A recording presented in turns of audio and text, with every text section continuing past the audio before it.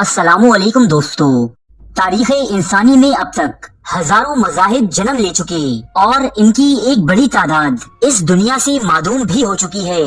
زمانے کا یہ دستور رہا ہے کہ جب بھی کوئی طاقتور فریق کسی کمزور فریق پر غالب آتا ہے تو وہ سب سے پہلے مغلوب قوم پر اپنا مذہب مسلط کرتا ہے۔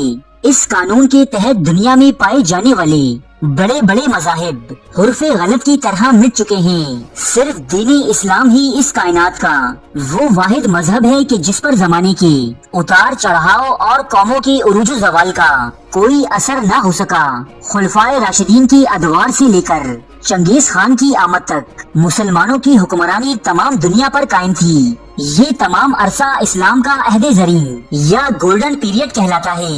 اس عرصے میں صرف بڑے بڑے فاتحین ہی نہیں بلکہ بے مثال علماء، شعراء اور سائنسدان بھی عالم اسلام میں پیدا ہوئے۔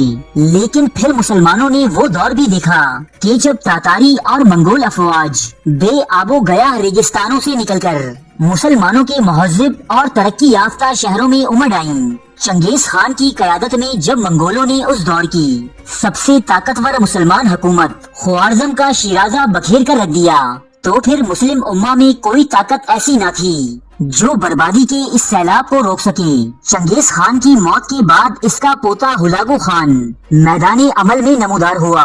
منگولوں کا یہ قائد اپنی عیسائی محبوبہ دوکوس خاتون کے حسن کی زیر اثر اس کے اشاروں پر ناچا کرتا۔ یہ حسین عورت جو دراصل ہلاگو کے باپ اور چنگیز خان کے بیٹے طلوئی خان کی بیوی تھی، ہلاگو نے اس عورت کی ہوس کی خاطر اپنے ہی باپ طلوئی کو زہر کا پیالہ دے کر مار ڈالا تھا۔ لیکن دوکوس خاتون جو اپنے مسیحی عقیدے کی بنا پر مسلمانوں سے انتہائی نفرت کیا کرتی تھی، اس نے ہلاگو کے حرم میں آنے کے لیے یہ شرط پیش کی کہ جس بستر پر وہ اپنا جسم ہلاگو خان کے سپرد کرے گی اسے مسلمانوں کی کھال سے آراستہ کیا جائے۔ دوکوس خاتون ہلاگو سے ہر مرتبہ اور زیادہ مسلمانوں کی ہلاکتوں کی مطالبات کرتی اور ہلاگو اپنی بیوی کے کہنے پر خلقت خدا کا بے دریغ قتل کرتا چلا جاتا، یہاں تک کہ تباہی کا یہ طوفان ایران سے گزرتا ہوا مسلمانوں کے سب سے بڑے اور مہذب شہر علم و حکمت کی مرکز بغداد پر چڑھ دوڑا۔ اس عظیم شہر پر قبضہ کرنے کے بعد ہلاگو خان کی طرف سے عام خون ریزی کا حکم ہوا۔ قتل و غارت گری کا بازار گرم ہوتے ہی عورتیں اور بچے سر پر قرآن مجید رکھے بھاگنے لگے۔ تاتاریوں نے نیزے کی دہانوں پر شیر خوار بچوں کو اچھال دیا، لاکھوں مسلمان مارے گئے۔ شاہی کتب خانوں کے علمی ذخائر دریائے دجلہ میں بہا دیے گئے، حتیٰ کہ کتابوں کی سیاہی سے دجلہ کا پانی سیاہ پڑ گیا۔ مسلمانوں کے خلیفہ مستعصم باللہ کو قتل کرنے کے بعد ہلاگو خان کے حوصلے اس قدر بڑھ گئے کہ اب اس نے اس دنیا سے دین اسلام کا خاتمہ کرنے کا منصوبہ بنایا۔ ہلاگو بغداد جیسی تباہی کے مناظر پہلے بیت المقدس اور پھر مسلمانوں کے مقدس ترین شہروں یعنی مکہ مکرمہ اور مدینہ منورہ میں بھی دہرانا چاہتا تھا۔ اس دور میں ان تینوں مقدس ترین شہروں کی عملداری مصر کے حکمران مملوکوں کے ہاتھوں میں تھی، اور مملوک اتنی زیادہ طاقت و قوت نہ رکھتے تھے کہ وہ منگولوں کا مقابلہ کر سکیں۔ عالم اسلام میں ہر شخص پریشان اور ہر آنکھ اشک بار تھی۔ منگول مصر پر ایک زوردار حملے اور مسلمان امہ کے قتل عام کی تیاریاں کر رہے تھے، لیکن اللہ پاک کو کچھ اور ہی منظور تھا۔ ہوا یوں کہ انہی دنوں منگولوں کا خاقان اعظم مونکے خان اس دنیا سے چل بسا۔ ایک نئے خاقان اعظم کے انتخابات کے لیے ہلاگو کو واپس منگولیا روانہ ہونا پڑا۔ اس موقع کو غنیمت جان کر مصر کے سپہ سالار رکن الدین بیبرس نے جنگ کی بھرپور تیاریاں کی اور عین الجالوت کے میدان میں ہلاگو کی جانشین کتبوغا کو ایک زبردست شکست سے دوچار کر کے اسے گرفتار بھی کر لیا۔ مصر کی اس فتح نے ہلاگو میں انتقام کی ایک ایسی آگ جلا دی کہ اس نے مسلمانوں کے خاتمے کی خاطر ایک بہت بڑی مہم شروع کی۔ ہلاگو کی فوجوں کے سامنے مملوکوں کا لشکر کوئی حیثیت نہ رکھتا تھا۔ اب صرف ہلاگو خان کی کوچ کرنے کی دیر تھی اور فلسطین و عرب سمیت تمام مصر منگولوں کے گھوڑوں تلے روندا جاتا۔ एन उसी वक्त रहमत खुदाबंदी अपने जोश में आई और चंगेज खान ही के एक और पोते बरके खान ने न सिर्फ इस्लाम कबूल कर लिया बल्कि मरते दम तक इस्लाम की सरबुलंदी की खातिर लड़ने की कसम भी खाई। बरके खान चंगेज खान के सबसे बड़े बेटे जोजी के साहिबजादे थे। ये उस दौर के सबसे ताकतवर मंगोल सूबे गोल्डन हॉट के हुक्मरान थे। ये मंगोल कौम के दीगर अफराद के बिल्कुल बरक्स एक खुदा तरस रहमदिल और बावकार शख्स थे। अव्वल तो बरके खान का दीने इस्लाम से तारुफ मुसलमान कैदियों के जरिए हुआ जो हर मुश्किल और आजमाइश में अपने परवरदिगार को याद किया करते।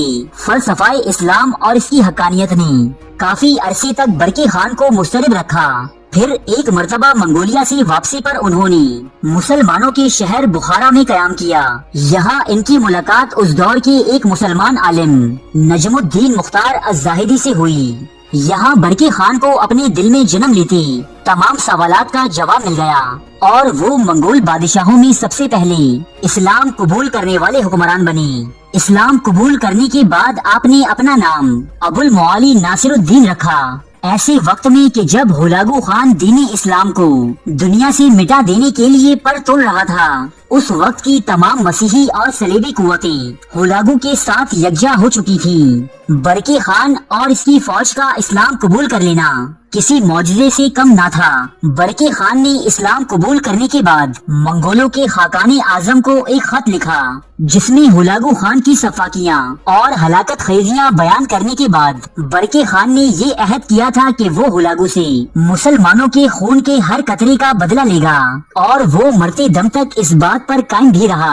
बरके खान ने हुलागू को मजीद किसी और मुसलमान शहर पर हमला करने और इसे पामाल न करने दिया। 1262 ईस्वी में बरके खान और हुलागू खान के माबैन एक खून रेज जंग लड़ी गई। ये जंग जो मंगोलों की पहली बड़ी खाना जंगी कहलाती है कफकास की चट्टानी इलाके में लड़ी गई थी, जिसके नतीजे में हुलागू खान की खून आशाम ताकत और दहशत का खात्मा हुआ। बरके खान के भतीजे नौगाई खान ने दरियाए तिलक के किनारे हुलागू की फौजों को नेस्तो नाबूद कर दिया।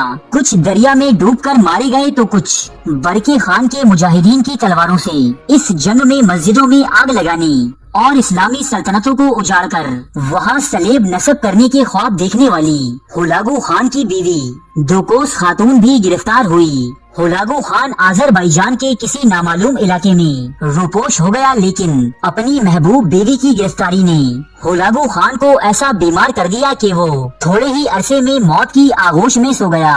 बरके खान भी हुलागू की मौत के सिर्फ 1 साल बाद ही इस जहाने फानी से रुखसत हो गई, लेकिन अपने जंगी और इखलाकी कारनामों के सबब तारीख में ऐसे अनमिट नकूश छोड़ गए जो कयामत तक याद रखे जाएंगे। बरके खान अपने ही चचाजाद भाई हुलागू खान के खिलाफ तलवार उठाने के कायल न थे। वो मंगोल इत्तेहाद पर यकीन रखते थे, लेकिन अपने दीन और इसकी हमीयत की खातिर आपने अपने खानदान के खिलाफ भी तलवार उठाने से गुरेज न किया। आपने मंगोल कौम पर एक रोशन रास्ते का दरवाजा खोला और आपके बाद यकी बाद दीगरे मंगोल हुक्मरान और जनरल इस्लाम कबूल करते चले गए, जिनमें खुद हुलागू खान की औलाद भी शामिल थी। ये बरके खान की मज़ाहिमत ही थी कि जिसके सबब हुलागू खान मुसलमानों के मुकद्दस शहरों यरूशलेम, मदीना मुनव्वरा और मक्का मुअज़्ज़मा पर दर अंदाजी से बाज रहा, वरना बगदाद की तबाही तो हुलागू खान की बर्बरियत का सिर्फ एक नमूना थी। इसीलिए शायर मशरिक अल्लामा इकबाल सुल्तान बरके खान की शान में ये शेर अर्ज करते हैं, है आया योरिशे तातार के अफसाने से, पासबा मिल गए काबे को सनम खाने से। अल्लाह पाक सुल्तान बरके खान को जन्नतुल फिरदौस में आला मकाम अता फरमाए। आमीन।